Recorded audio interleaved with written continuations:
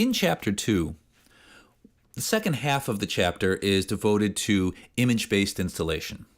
And before we do image-based installation, I think it's important to know and understand what an image really is. You hear disk image all the time, like take this disk image and mount it. You're using disk images to create your Windows install on these virtual machines. So we throw that word around. What an image is, in essence, is a state, a point in time, or a snapshot, if you will, of a machine.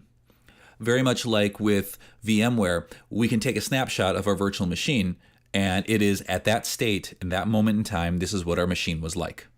That is exactly what an image is in this image-based installation idea. For image-based installations, what we do is we create a master image, a gold image. You'll hear different terms like that.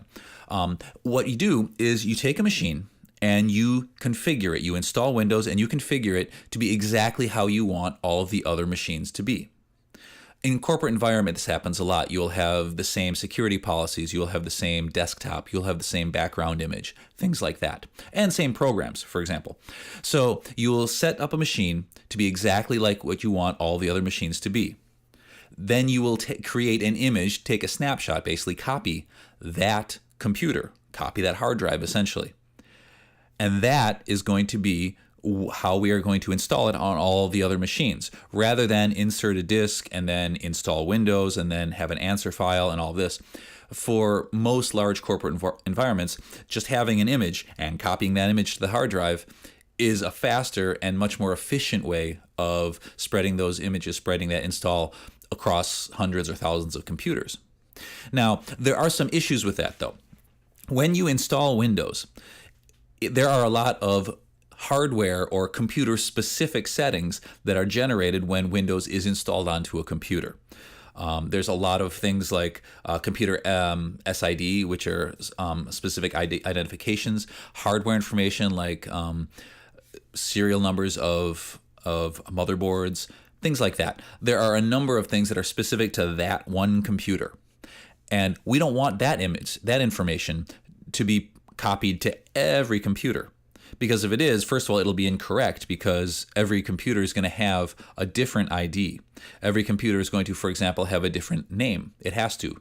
If you're on a network, if two computers have the same name, there's an error because you ask to go to computer 5. If there are two computer 5s, the system doesn't know which one to go to. So there are a number of things that we need to erase, that we need to clean out from an image before we're able to go and install it, copy it onto a bunch of other machines. And that's what sysprep does. Sysprep is a tool that comes with Windows, and its goal is to generalize. So I have it up here. You can see there is a generalize button here. What this does, if I select this, it will go through my machine and remove all of the machine-specific information and configuration. And you can do this with a machine that is up and running. Like right now, if I'm running my virtual machine, I do this. If I hit OK, it's going to go through and generalize my machine. And then when it reboots, it's going to start at the Windows welcome screen and ask for my name, a username, and things like that. So sysprep is the tool that we will use to take a machine when we are creating an image. We create that image. We get it set exactly the way we want. We then run sysprep on that machine to clean out all the information about that machine before we copy it as an image, before we use it as a file that we're going to go put on all the other machines.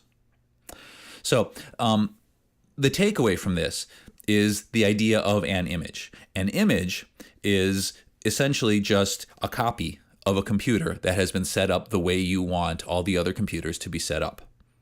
When we have that, once we create that image, we have to generalize it so that it doesn't take all of the computer-specific settings that we have on that machine that we created this image from. We don't want those settings to go to other machines. So we clear them all out with sysprep, we generalize, and then we take that image and we can then copy it to other machines, and it will grab the hardware and computer information from those individual machines every time we install or copy over the new image.